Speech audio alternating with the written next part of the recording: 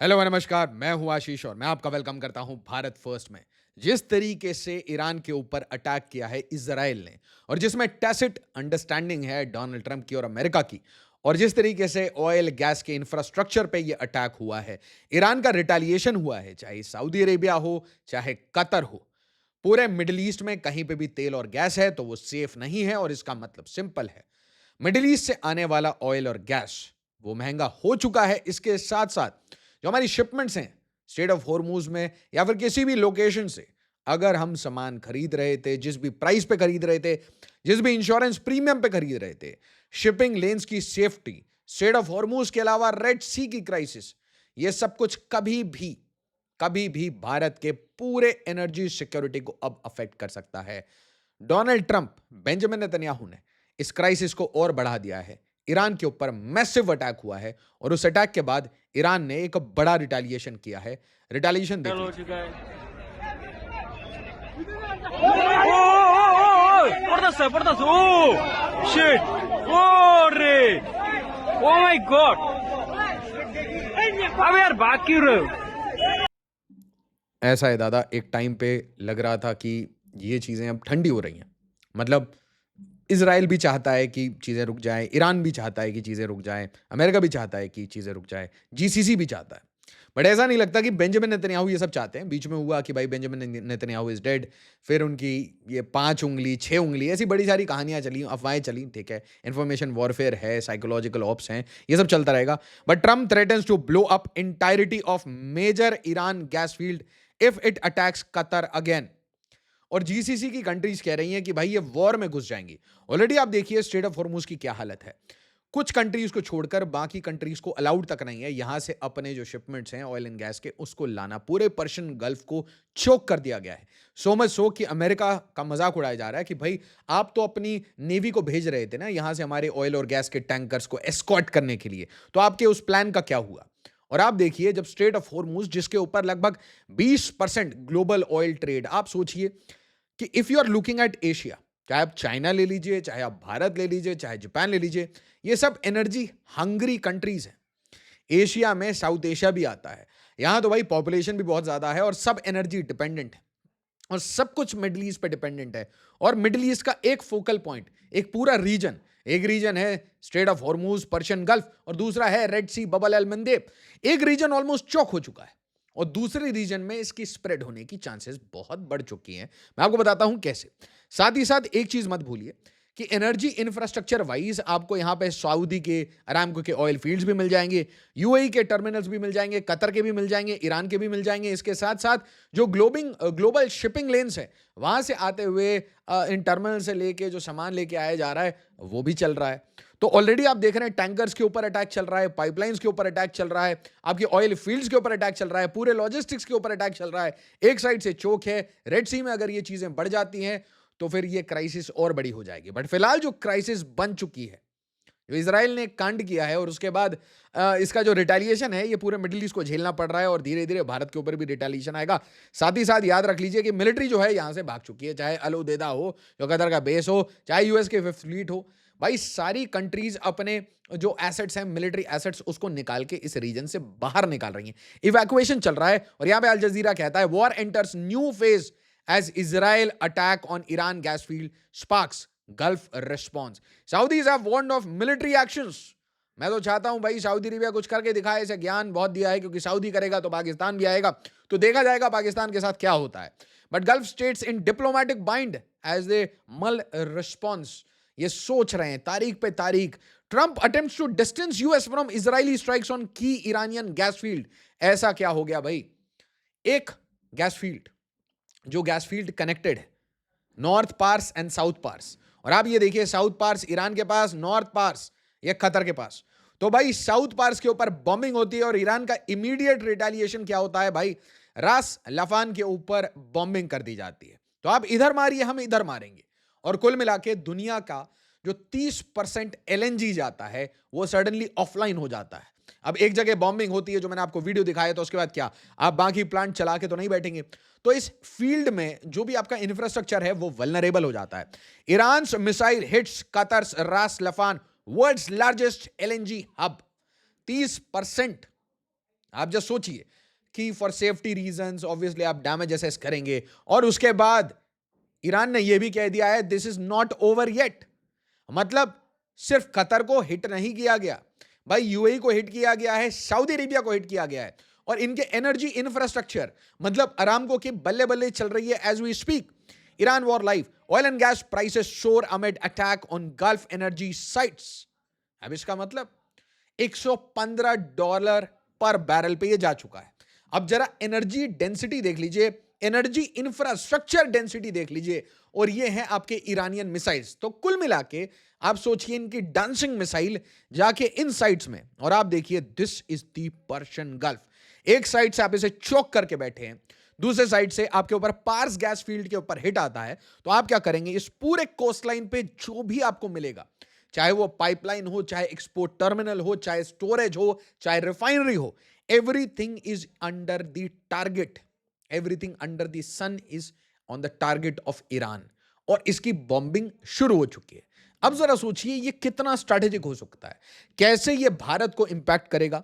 अगर मैं इसको बहुत सिंपल तरीके से आपको समझाऊं कि आप एक एनर्जी डेंस रीजन से, एक बहुत हाई एनर्जी डेंस रीजन से आप ऑयल गैस की सप्लाईज ला रहे हैं, आपके पास दो एरियाज हैं, बहुत सिंपल तरीके से समझते हैं। एक एरिया पर्शियन गल्फ, दूसरा रेड सी। अब रेड सी में यमन में हouthis बैठे हैं, तो जो इसका सबसे लास्ट स्टेज ऑफ अटैक होगा, जो ईरानियन अटैक का सबसे लास्ट स्टेज होगा, वो क्या होगा कि एक साथ ईरान की आईआरजीसी वो पागल होती है, हमास यहां पागल हो जाता है, हouthis यहां पागल हो जाते हैं, हिजबुल्ला के ऊपर आपको पता है हिजबुल्ला रॉकेट्स मार रहा है, और लेबनान के ऊपर as we speak Israeli air strikes चल रही है। तो जब ये सब एक साथ पैरेलली एक्टिवेट हो जाते हैं और लगभग 24 से 48 घंटे तक सिर्फ जो ये लेन्स हैं ऑयल के, और ये मैं कहूंगा global supply chains, global shipping lens, इनके ऊपर जब अटैक होता है, साथ ही साथ ऑयल एंड गैस की इंफ्रास्ट्रक्चर पर अटैक होता है, तो उसके बाद आपके पास कोई रिटेलिएशन का तरीका नहीं है ईरान को शांत करने के अलावा, कोई आपके पास तरीका नहीं बचा। तो उस टाइम में क्या होगा कि भाई आप टैक्टिकल न्यूक्लियर डाल देंगे या कोई न्यूक्लियर डाल देंगे, जिसे कि डोनाल्ड ट्रंप बोल चुके हैं कि ये ऑप्शन है ही नहीं हमारे पास, ठीक है। तो फिर जब ये ऑप्शन है नहीं, तो फिर boots on the ground under any circumstances. मैंने आपको क्या कहा था, लीव द मिडिल ईस्ट। अब तो मेरी बात मान लीजिए, मेजॉरिटी ऑफ जो लोग यहां पे गए हैं वो क्या करने गए हैं, ये oil and gas dependent economy पे सिटीज में काम करने गए हैं। ना तेल रहेगा, ना तेल के कुएं रहेंगे, ना उसका इंफ्रास्ट्रक्चर रहेगा, ना उसका पैसा रहेगा, ना रसूख रहेगा, ना सिटीज रहेंगी। और कहीं ना कहीं डोनाल्ड ट्रंप भी चाहता है, अमेरिकन भी चाहते हैं, जो मैं कहूंगा क्रिश्चियन जूइश मनी, वो चाहते नहीं है कि जो सुन्नी जीसीसी है उनके पास इतना पैसा और गोल्डन लंबोर्गिनी रहे। आप कितना भी इसे इग्नोर करें, यहां पे रिलीजियस कॉनोटेशंस हैं। इसके साथ साथ प्लीज आप इस चीज को अप्रिशिएट क्यों नहीं कर रहे कि अगर शिया पावर ईरान आज अमेरिका के लिए प्रॉब्लम है, तो कल सुन्नी पावर सऊदी अरेबिया या फिर सुन्नी पावर तुर्की भी उनके लिए एक प्रॉब्लम है, एंड इवेंचुअली ये आपके टारगेट पे है। तो सबसे इंपॉर्टेंट चीज क्या होती है कि कल के वॉर के लिए आप आज उस मतलब बेड को तैयार करके रखते हैं, और वो बेड कैसे तैयार होगा, बाय दी स्ट्राइक्स। ईरान इनके ऊपर स्ट्राइक कर रहा है, ईरान को तो ये ठोकेंगे, बट आप देखिए nobody is defending these countries. Saudi Arabia, Oman, Qatar, कहने की बात है कि इनको डिफेंड किया जा रहा है, इनके सारी सबसे इंपॉर्टेंट क्रिटिकल इंफ्रास्ट्रक्चर वो धू करके जल रहा है, और आप मुझे कह रहे हैं कि यूएस के पास कोई ऐसी सोल्यूशन नहीं है कि वो मिडिल ईस्ट की कंट्रीज को बचा सके। मुझे ऐसा लग रहा है यहां पे बहाना चल रहा है, क्योंकि यूएस एक फर्टाइल ग्राउंड बना रहा है कि सऊदी अरेबिया डिग्रेड हो जाए, कतर डिग्रेड हो जाए, और बहरेन डिग्रेड हो जाए, कुवैत डिग्रेड हो जाए, ताकि ग्रेटर इजराइल की एक्सपेंशन हो। यहाँ पे बड़े बड़े बीचेस पे अच्छे अच्छे एक जैरेड गाजा कुशनर है, वो नए नए जगह पे गाजा के मॉडल पे बड़ी बड़ी विलास बनाए, और साथ ही साथ इन लोगों के पास ज़्यादा पैसे ना बचें, ज़्यादा कैपिटल ना बचे, जो कि अमेरिका से और वेस्ट से आया है। और ये भाई आजकल ओलंपिक्स और व्हाट नॉट F1 रेसेस वगैरह कराने लगे, तो ये सब रसूखदार लोगों की कैरेक्टरिस्टिक्स है, सूट नहीं करता कि भाई सऊदी अरेबिया में और यूएई में ये सारी चीजें चलें। तो why to go to Dubai if you can go to New York और लंदन? सोचिए जरा, इसको डीप थॉट दीजिएगा ना। इसलिए ये फर्टाइल ग्राउंड इस एरिया में क्रिएट किया जा रहा है। फिलहाल लिस्ट में नंबर ईरान का है, बट कहीं ना कहीं जीसीसी भी टारगेट में है। तो जितना ईरान जीसीसी को डिग्रेड करता है उतना पावरफुल अमेरिका और इजराइल होता है। उसी तरीके से जितना इजराइल डिग्रेड करता है ईरान को उतना अमेरिका पावरफुल होता है और उतना क्राइसिस आता है चाइना के लिए और रशिया के लिए। तो कुल मिला के सबकी डिग्रेडेशन हो यही फायदेमंद है अमेरिका के लिए। समझ आ गया? दोनों साइड में अमेरिका का फायदा है। दोनों आपस में लड़ें, दोनों एक दूसरे की ऑयल गैस फैसिलिटी को हिट करें, ट्रंप अपने तेल गैस को बेचे। ऑब्वियसली इसमें क्राइसिस आएगा, बट जो वेल्दी पीपल हैं वो ऑब्वियसली जब मार्केट गिरता है तब भी पैसे कमाते हैं। Located in Persian Gulf straddling maritime boundaries of Iran Qatar, Pars gas field की बात हो रही है।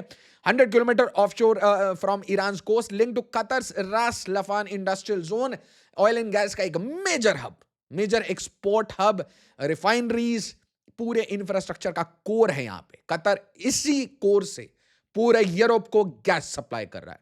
अब आप सोचेंगे यूरोप कहां से आ गया? सोचिए लाला, पूरा पैसा जो व्लादिमीर पुतिन का पूरा पैसा था वो कहां से आ रहा था? यूरोप को अच्छे से तेल गैस सप्लाई करो, पाइपलाइंस ले करो, और जैसे ही यूक्रेन होता है तो क्या होता है? यूरोप कहता है हम इंडिपेंडेंट बनेंगे, आत्मनिर्भर बनेंगे। तो आत्मनिर्भर बनने के लिए ये आ गए कतर के पास।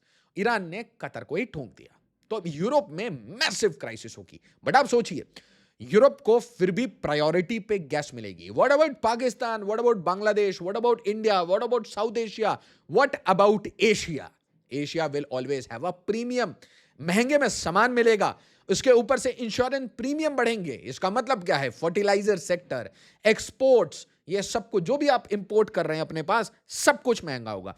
और इंपोर्ट करने के बाद जब आप उसको ट्रांसशिप करेंगे, जब आप उसे मैन्युफैक्चर करेंगे, किसी और लोकेशन पे भेजेंगे, तो ये और महंगा होते जाएगा। ये भाई इसकी स्केल एंड रिजर्व से largest known natural gas field globally, ठीक है। और ये दोनों जो रिटेलिएटरी मूव है, ये दोनों एक दूसरे के गैस इंफ्रास्ट्रक्चर को खत्म करने के लिए। मतलब आपने देखा वो आइलैंड पे जब अटैक हुआ था तो ऑयल के ऊपर अटैक हुआ था, ये गैस के ऊपर है। तो कतर और ईरान दोनों का लॉस है। कतर और ईरान दोनों का लॉस है। अच्छा, Iran side multiple offshore platforms, onshore processing phases, south pass phase 1 to 24, highly advanced LNG liquefaction plants, export terminals integrated with global LNG shipping lanes। ठीक है जी। अब ये जो प्रोफाइल है इस रीजन का, इसका मतलब क्या है? एनर्जी लिंक्ड इंफ्रास्ट्रक्चर पे अटैक होने के बाद नेचुरल सी जो आउटकम्स हैं वो क्या होंगे? सबसे पहले शॉक आएगा, ऑयल एंड गैस के ऊपर शॉक आएगा। जब ऑयल एंड गैस के ऊपर शॉक आता है तो क्या करती हैं कंट्री? स्पॉट मार्केट से, मतलब बिल्कुल रेडीमेड उठा के दो, जल्दी फटे, स्पॉट मार्केट में प्राइस बढ़ा कोई बात नहीं, इमरजेंसी बाइंग करती है। इसके अलावा आप क्या करेंगे? आप पैनिक बाइंग भी करेंगे। आपने ऑर्डर 100 का दिया है, आपने 200 का ऑर्डर दे दिया। रशिया इस टाइम में बहुत पैसे कमाएगा, अमेरिका इस टाइम में बहुत पैसे कमाएगा। कौन पैसे नहीं कमा सकता? ईरान और कतर, ठीक है। तो मिडिल ईस्ट का तो ओवरऑल नुकसान है ही, ईरान का बहुत बड़ा नुकसान है, कतर का भी बहुत बड़ा नुकसान है। बट ईरान धीरे धीरे energy wise, grid wise degrade होता जा रहा है। ऑयल भी डिग्रेड हो गया, गैस भी डिग्रेड हो गया। और अगर ये कहानी आगे चलती है तो ईरान अपना वो ब्रह्मास्त्र यूज करेगा, अपने सारे वेपन्स यूज करेगा और अपने सारी प्रॉक्सीज यूज करेगा। और यहां पे जो कहानी है उसमें ट्विस्ट तब आ सकता है जब सऊदी अरेबिया जैसी कंट्रीज भी इस वॉर को ज्वाइन करें। आप ध्यान से देखिए कि बार बार डोनाल्ड ट्रंप कह रहे हैं कि प्लीज नाटो आ जाओ वॉर लड़ने। नाटो ने कहा नहीं हम आएंगे, फ्रांस ने कहा नहीं, यूके ने कहा नहीं, स्पेन, पोर्चुगल, इटली सब मना कर चुके हैं। और उसके बाद कनाडा ये सब क्रिटिसाइज करने बैठ गए हैं। उसके बाद इसने बोला कि कोई जरूरत नहीं है, नाटो विल फेस इट्स रात। मैक्रों को तो कह दिया कि भाई मैक्रो तो पावर से ही निकल जाएगा।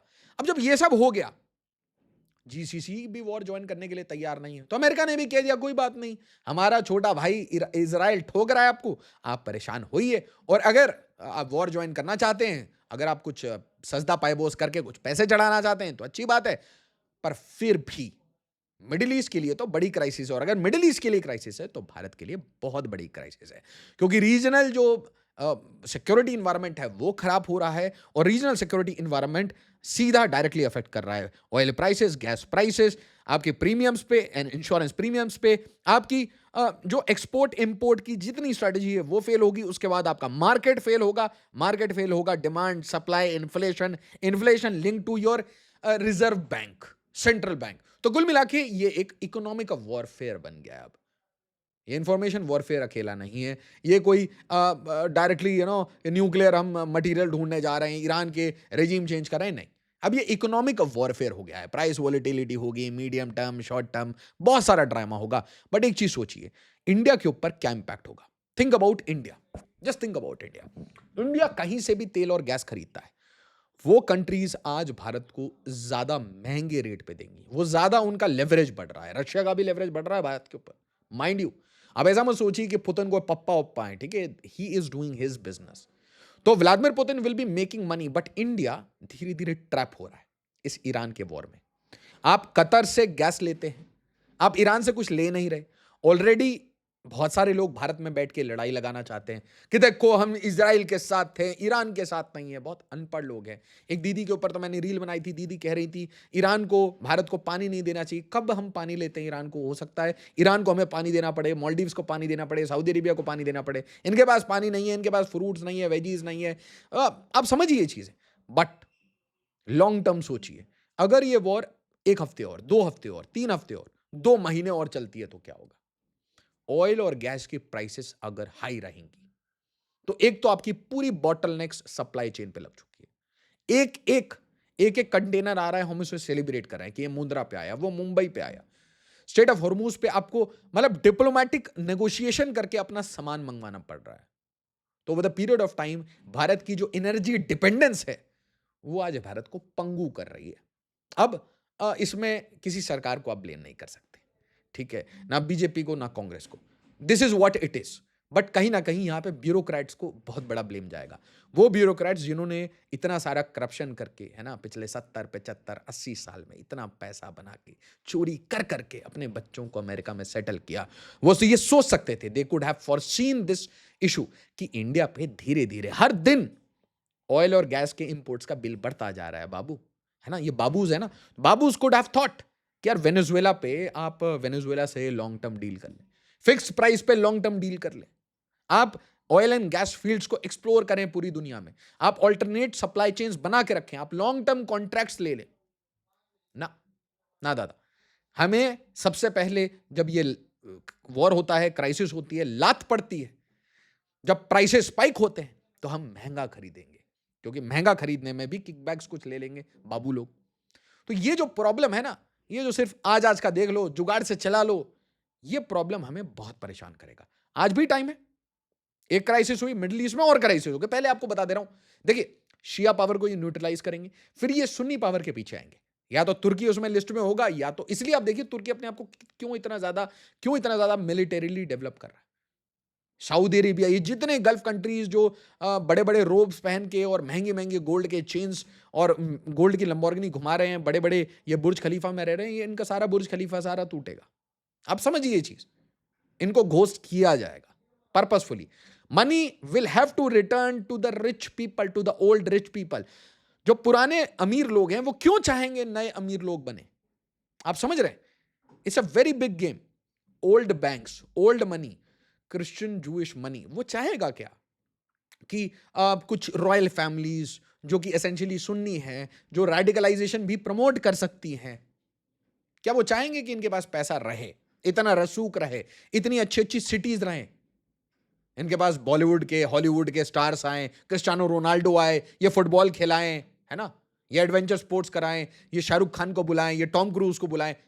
डू यू थिंक कि एक American will want it? Think with depth.